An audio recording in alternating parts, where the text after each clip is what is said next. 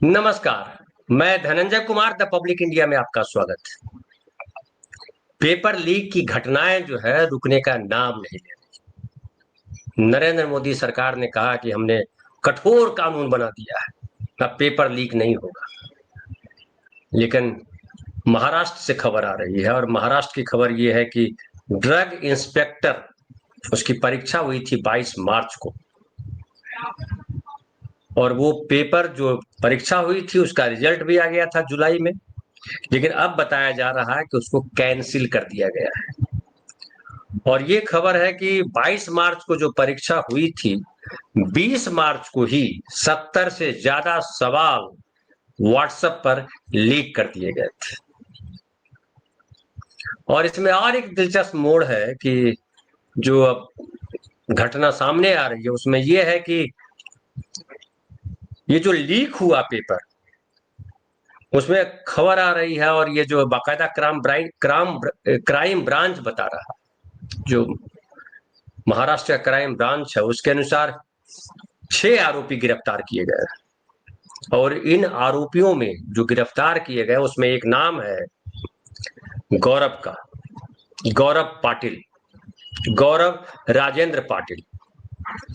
और crime branch के अनुसार ये जो गौरव राजेंद्र पाटिल है वो ऋतुजा पाटिल नाम की एक लड़की से प्रेम करता था, और उसने कहा जा रहा है कि उसको पास कराने के लिए, क्योंकि उस लड़की से प्रेम करता था इसलिए उसको पास कराने के लिए इसने पेपर लीक किया। उसने उसी व्यवस्था की कि पेपर लीक हो जाए और उसकी प्रेमिका जो है वो परीक्षा में पास हो जाए। और इसमें केवल ऋतुजा को नहीं बल्कि और कई लोगों को पेपर दिए गए। ऋतुजा परीक्षा पास भी हो गई, क्योंकि रिजल्ट आ गया था जुलाई में। लेकिन हुआ क्या कि इस बीच रिजल्ट आने के बाद उन दोनों के बीच, गौरव और ऋतुजा के बीच जो है वो ब्रेकअप हो गया, प्रेम संबंध टूट गए। और इससे जो है वो नाराज हुआ और गौरव ने जो है ये खुद ईमेल करके पुलिस को बता दिया, और उसमें बताया कि हमने जो है पेपर लीक किया है। और उसके बाद अब जाकर के आज देखिए 27 अगस्त है, 26 अगस्त को ये खबर आई कि ये पेपर लीक जो हुआ था उसको अब एग्जाम कैंसिल कर दिया जाता है। और इसमें देखिए 6 लोग गिरफ्तार किए गए।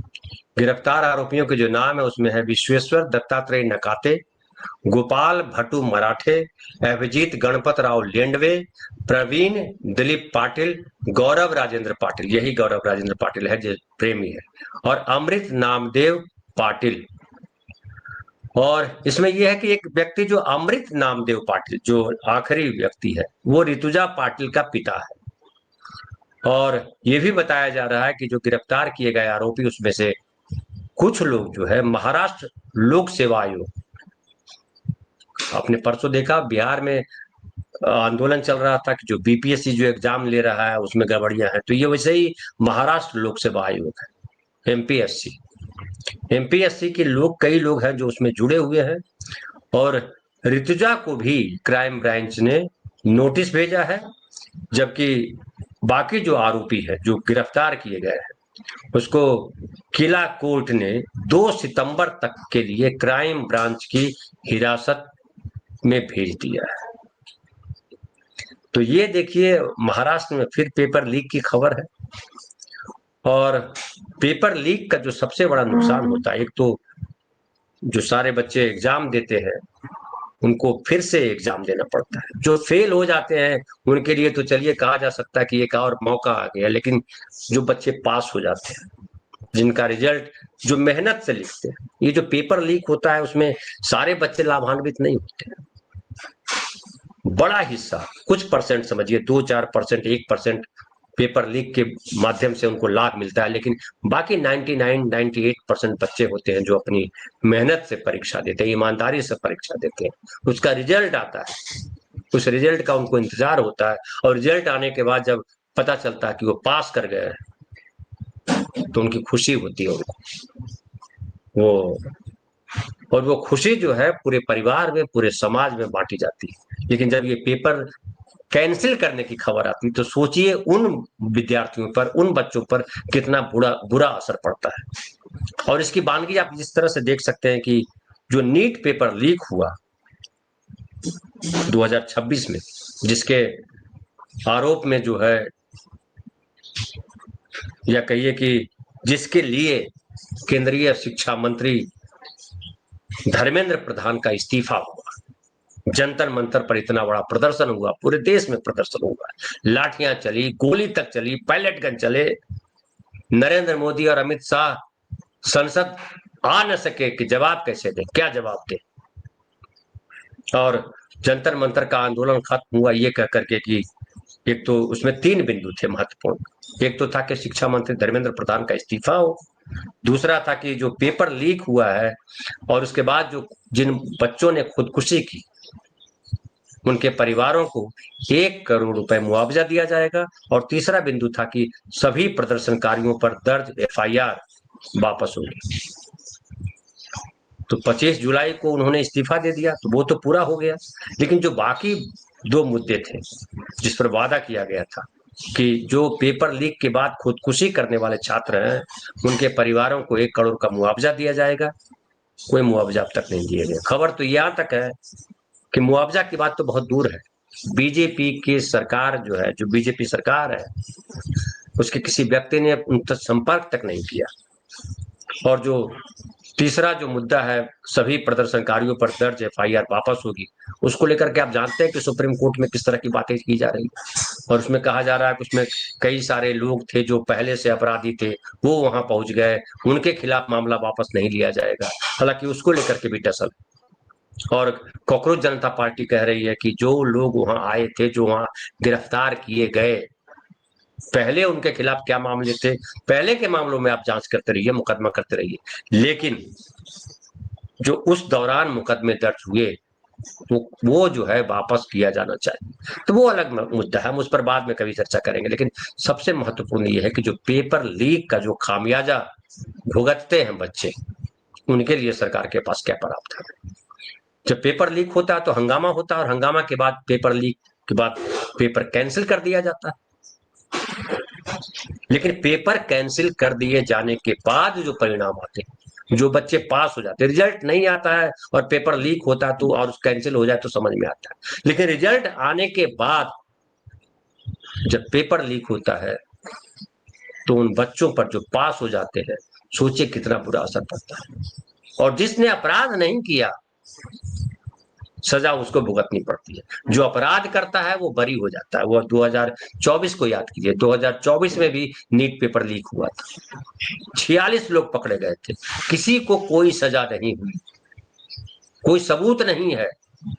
2026 का जो पेपर लीक हुआ नीट का, उसमें भी पता चला कि पहली सुनवाई में सीबीआई के लोग गए ही नहीं। ये सरकार की गंभीरता है। और जो बच्चे परीक्षा पास करते हैं मेहनत करके, कोई दूसरा, किसी का दूसरा अटेम्प्ट होता है, किसी का तीसरा अटेम्प्ट होता है, किसी का पहला ही अटेम्प्ट होता है। इतनी मेहनत के बाद जब बच्चे परीक्षा पास करते हैं और उसके बाद पेपर लीक की खबर आती है, तो सोचिए कितना बड़ा सदमा लगता है उनको। और इसी सदमे की वजह से नीट में 2026 की जो परीक्षा कैंसिल हुई, 22 बच्चों ने आत्महत्या की, 22। और 22 बच्चों ने जो आत्महत्या की, उनकी उम्र क्या थी? 17 साल से लेकर के 21 साल, 22 साल। देखिए, इसमें मैं कुछ नाम बताता हूं, बाकी डिटेल में कल फिर चर्चा करूंगा, क्योंकि बहुत लंबा हो जाएगा एपिसोड। इसमें 22 बच्चों ने आत्महत्या की थी। उसमें चंचल भारती जो है, जिसका 21 साल उम्र थी, वो चौपरिया कंचनपुर गांव की, महाराजगंज यूपी के रहने वाली थी। इसने दूसरा अटेम्प्ट दिया था, लेकिन 22 जून को उसने फांसी लगा ली। ये जो दैनिक भास्कर है, उसने इस पर एक बड़ी रिपोर्ट प्रकाशित की है। कई लोगों से, कई परिवारों से वो मिलने गए, उसके पत्रकार राजीव नयन चतुर्वेदी है, उनके साथ और भी लोग थे, लेकिन राजीव नयन चतुर्वेदी ने यह रिपोर्ट लिखी है। और उसमें बाकायदा सबका तो नहीं, लेकिन कई विद्यार्थियों की डिटेल दी है। उसमें से मैं आपके सामने जिक्र करता हूँ कुछ। चंचल भारती, जिसका मैंने पहले जिक्र किया, 21 साल की लड़की, चौपरिया कंचनपुर गांव की, महाराजगंज यूपी, नीट का दूसरा अटेम्प्ट था और 22 जून को इसने फांसी लगा ली। दूसरा नाम है सृष्टि यादव, ये 19 साल की लड़की, कोयरी पोखरा गांव है, आजमगढ़ की रहने वाली, यूपी का, और दूसरा अटेम्प्ट था इसका, इसने भी फांसी लगा ली। तीसरा है ऋतिक मिश्रा, 21 साल इसकी उम्र, हसनपुर कटौली गांव, लखीमपुर खीरी, यूपी, तीसरा अटेम्प्ट, फांसी लगा ली इसने। देखिए, ज्यादातर बच्चे इसमें गांव के हैं। मैं इस पर चर्चा करता हूं, पहले नाम पढ़ दूं जो हमारे सामने है। चौथा नाम है सिमरन, धानी खान बहादुर गांव, हिसार, हरियाणा, इसका दूसरा अटेम्प्ट था, इसने कीटनाशक दवा पी ली। पांचवा नाम है प्रदीप मेघवाल, कणिका की ढाणी, झुंझुनू जिला, राजस्थान, तीसरा अटेम्प्ट था इसका और इसने फांसी लगा ली। छठा नाम है कामाक्षी, इंदिरा कॉलोनी, बहरोड, राजस्थान, ये दूसरा अटेम्प्ट था इसका, इसने भी फांसी लगा ली। और देखिए, इंदिरा कॉलोनी मतलब है जरूर कि ये गरीब घर की लड़की होगी, और जो सरकार से जो कॉलोनियां मिलती है, जो घर मिलते हैं इंदिरा आवास के तहत जो मिले होगी, उसका नाम होगा। अब यहाँ पे देखिए कामाक्षी। उसके बाद सातवां नाम है रिया कुमारी थापा, 23 साल की लड़की, चंद्रमणि कॉलोनी, देहरादून, उत्तराखंड की, इसका तीसरा अटेम्प्ट था और इसने फांसी लगा ली। आठवां नाम है कहान पटेल, 17 साल का लड़का, सूरत का रहने वाला, गुजरात का, जिसका दूसरा अटेम्प्ट था, ये छठी मंजिल से छलांग लगा दी। नौवां नाम है अवंतिका मौर्य, 23 साल की लड़की, था धार, मध्य प्रदेश, तीसरा अटेम्प्ट था, छत से कूद कर इसने जान ली थी। 10वां नाम है एस गोपिका, 19 साल की उम्र है, दूसरा अटेम्प्ट था, पेडापट्टी, सालेम, तमिलनाडु की रहने वाली, फांसी लगा ली। शेख सना, 19 साल की लड़की, मियापुर, हैदराबाद, इसका दूसरा अटेम्प्ट था, इसने भी फांसी लगा ली। 12वां नाम है अंशिका पांडे, 21 साल उम्र, आजादपुर, नॉर्थ दिल्ली के रहने वाली लड़की, तीसरा अटेम्प्ट, इसने भी फांसी लगा ली। 13वां नाम जो है वो है अंकिता सुरेश सांगले, ये भी लड़की है, 19 साल की, जलालपुर गांव, अहिल्या नगर, महाराष्ट्र के रहने वाले, ये भी देखिए गांव की लड़की, पहला अटेम्प्ट, फांसी लगा ली। 14वां नाम साई मेघना, 20 साल की लड़की, तिरुपति की, आंध्र प्रदेश, तीसरा अटेम्प्ट था, फांसी लगा ली। 15वां नाम है सिद्धार्थ हेगड़े, 16वां नाम है शिवानी यादव, इसकी डिटेल नहीं हमारे पास, कहाँ के रहने वाले हैं ये। मैथिली अशोक, रेणु मीना, जतिन कुमार, रोशनी, बेटियानंथम, अनुकीर्तना, ये नाम, ये 22 बच्चों ने आत्महत्या कर दी। अब ये बताइए कि ये जो बच्चों ने आत्महत्या कर ली, इसका दोषी कौन है? पेपर लीक करने वाला, पेपर को कैंसिल करने वाला, पेपर कैंसिल करने का काम सरकार ने किया, पेपर लीक करने का काम सरकार के ही लोगों ने किया, जो उस डिपार्टमेंट में काम करते हैं। जिससे नीट का जो पेपर लीक हुआ, उसमें ढेर सारे लोग पकड़े गए, पता चला कि वो जो है पेपर बनाने वाले लोग थे। अब उनको क्या सजा मिलेगी, नहीं मिलेगी, भविष्य के गर्भ में। अब तक का जो रिकॉर्ड है पिछला, उसमें कभी किसी पेपर लीक वाले को सजा नहीं मिली। लेकिन जिन बच्चों ने परीक्षा दी, मेहनत करके पढ़ाई की, पास किया एग्जाम, पेपर कैंसिल होने की वजह से आत्महत्या कर दी। कई भक्त जो है, जो शुगर, जिसको कहते हैं कि शुगर मुंह वाले लोग जो है, जिनको मैं कहूँ, मुझे बहुत तकलीफ होती है, बहुत गुस्सा आता है उन पर, जो बकवास करते हैं और कहते हैं कि पेपर लीक हो गया तो क्या हुआ, आपको और पढ़ने का समय मिल गया। एक मंत्री का बयान बहुत चर्चित हुआ, शर्म नहीं आती मंत्रियों को भी। ये जो एक ने बड़ा अच्छा कमेंट किया था कि जब चुनाव परिणाम आते हैं लोकसभा के, और फिर उसको कैंसिल कर दिया जाए 2 महीने बाद, फिर चुनाव परिणाम आए, फिर चुनाव हो, फिर चुनाव परिणाम आए, फिर कैंसिल कर दिया जाए, तो सांसदों को क्या महसूस होगा, विधायकों को क्या महसूस होगा? मुझे लगता है ऐसा किया जाना चाहिए, और देश के नागरिकों को मांग की जानी चाहिए कि कम से कम 3 बार तो एक साल में जरूर कैंसिल करिए चुनाव, ताकि नेताओं को समझ में आए। मुझे याद है बिहार में जो है, एक बार नीतीश कुमार जब पहली बार ऐसी स्थिति बनी थी, राबड़ी देवी की सरकार हार गई थी और किसी को बहुमत नहीं मिला था, त्रिशंकु सरकार थी, त्रिशंकु व्यवस्था थी, और उसमें रामविलास पासवान अड़ गए थे कि हम जो है किसी मुस्लिम को मुख्यमंत्री बनाओ तभी हम किसी को सपोर्ट करेंगे। फाइनली सरकार नहीं बनी और विधानसभा विधायक ओथ लेते इससे पहले ही भंग हो गई। फिर चुनाव हुआ उसी साल, और उसमें कई विधायक जो जीत करके आए थे वो हार गए। लेकिन ऐसी घटनाएं बार बार अगर होती हैं, क्योंकि हर बार आता है कि ईवीएम से बेईमानी हो रही है, कौन नहीं जानता, लगातार चर्चा होती है।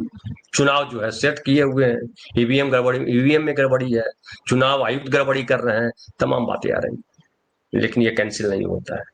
लेकिन बच्चों के रिजल्ट, जो रिजल्ट लीक हुआ, जो परिणाम प्रश्न पत्र लीक हुए हैं, ये कितने बच्चों तक गए, इसका एक रेशियो होगा। और आप जो है सारा एग्जाम कैंसिल कर देते हो। झारखंड में देखिए, छात्र नेताओं ने भी आंदोलन किया कि सारे एग्जाम कैंसिल कीजिए, कैंसिल कर दीजिए। लेकिन जिन बच्चों ने एग्जाम पास किया, जो नौकरी कर रहे हैं, उनका क्या? मामला अदालत में, मामला अदालत में जाएगा और अदालत में बहस चलती रहेगी, तारीख पर तारीख, तारीख पर तारीख। लेकिन सरकारों की, नेताओं की असंवेदनशीलता देखिए कि जो बच्चे मारे जाते हैं उनसे लोग मिलने तक नहीं जाते। बताया जा रहा, इस रिपोर्ट में है कि कांग्रेस और आम आदमी पार्टी के लोग तो मिलने गए भी कुछ परिवारों से, लेकिन बीजेपी के नेता कहीं किसी से मिलने नहीं गए। और इससे पता चलता है कि सरकार कितनी गंभीर है। नरेंद्र मोदी अपनी मां को याद करके खूब आंसू बहा लेते हैं। आप कल्पना कीजिए कि मां को लेकर के जब आंसू बहाने वाले व्यक्ति प्रधानमंत्री हो, तो जो अपने बेटे को, 18 साल की बेटी, 17 साल की बेटी, 20 साल के बच्चे, वो आत्महत्या कर देते हैं। आजकल ऐसे भी जो ठीक ठाक लोग हैं, उनके एक या दो बच्चे होते हैं। कितनी बड़ी पीड़ा होती है जब 18-19 साल बच्चा जो है का हो जाए और वो आत्महत्या कर ले। इसलिए आत्महत्या कर ले कि आप जो है पेपर लीक हो गया, सरकार ने सही तरीके से एग्जाम नहीं दिया। आज की तारीख में इतना कॉम्पिटिटिव है पूरा एग्जाम कि दिन रात पढ़ना पड़ता है। और खास करके गांव के बच्चे जो गरीब, वो बता रहा था कि इसमें जो है कई बच्चे हैं जो है खोलियों में रहते हैं, छोटे छोटे घरों में रहते हैं, गांव में रहने वाले गरीब बच्चे, बड़ी मुश्किल से जिनके माँ बाप जो है पैसे पेट काट कपट करके जमा करते हैं, कमाते हैं, वो खर्च करते हैं, कई लोग कर्ज लेते हैं, और उसके बाद जो है रिजल्ट गड़बड़ा जाए, कैंसिल हो जाए पेपर और आत्महत्या करना पड़े, कितना जो है अफसोस की बात है। लेकिन विडंबना है कि सब अपने अपने में मस्त रहते हैं। पेपर जब कैंसिल हो जाता है तो लोगों, छात्र नेता खुशी मनाते हैं। उनकी कहीं किसी को परवाह नहीं है कि जो बच्चे पास हो गए थे, जो आत्महत्या कर लेते हैं कई सारे बच्चे, उनका क्या। लेकिन हम देखते हैं कि हमारे देश में किसान हर साल हजारों की संख्या में आत्महत्या करते हैं, किसी के कान पे जू नहीं लगता, न अदालत न सरकार। इसी महाराष्ट्र में हजारों किसान हर साल आत्महत्या करते हैं। नरेंद्र मोदी वादा करके आए थे कि हम किसानों की आय दुगनी करेंगे, लेकिन हालत क्या है? 500 रुपया महीना देकर के खुश हो रहे हैं, इतराते हैं, इतिहास में नाम दर्ज करा लिया, हमने किसानों को 500 रुपया महीना दिया। किसी सरकार ने दिया क्या? कितनी शर्म की बात है। लेकिन दुर्भाग्य है कि नेताओं को शर्म नहीं आती। जो जितना ऊंची पद पे बैठा हुआ है उतना बेशर्म है। लेकिन हमको, आपको इस बात को समझना होगा, हमारे भीतर अपनी गैरत को बचाना होगा, और बचाना होगा उन बच्चों को जो मेहनती हैं, जो गरीब घरों के बच्चे हैं। आत्महत्या वाली स्थिति न बने। कह सकते हैं कई लोग, आजकल जो है प्रवचन देने वाले लोगों की भीड़ बढ़ी। बच्चों को आप समझाइए, इतना मजबूत बनाइए कि छोटी मोटी घटनाओं से वो जो है हताश न हो, आत्महत्या न करे। कहना आसान है, करना मुश्किल है। और वो बच्चे जो जो एक सुंदर भविष्य का सपना देख करके आगे बढ़ते हैं, दिन रात पढ़ते हैं। मैं देखता हूँ अपने बेटे को, कितनी पढ़ाई करनी पड़ती है। वो यूपीएससी की तैयारी अभी नहीं कर रहा, लेकिन फिर भी पढ़ाई इतनी टफ है, इतना कंपटीशन है कि अगर आप दिन रात करके नहीं पढ़ते हैं तो आपका अच्छा भविष्य नहीं बन सकता। कई सारे बच्चे हैं जो दिन रात मेहनत करते हैं। हमारे आसपास कई बच्चे, और जब पेपर लीक होता है तो मैं देखता हूँ कितनी हताशा उनके भीतर आती है। सबके सारे बच्चों के आसपास ऐसे पेरेंट्स नहीं होते हैं जो उनको हर तरीके से समझा ले, और समझाने से भी क्या होता है, अफसोस तो अफसोस है। फिलहाल इतना ही, कल बात करेंगे फिर नए विषय पर।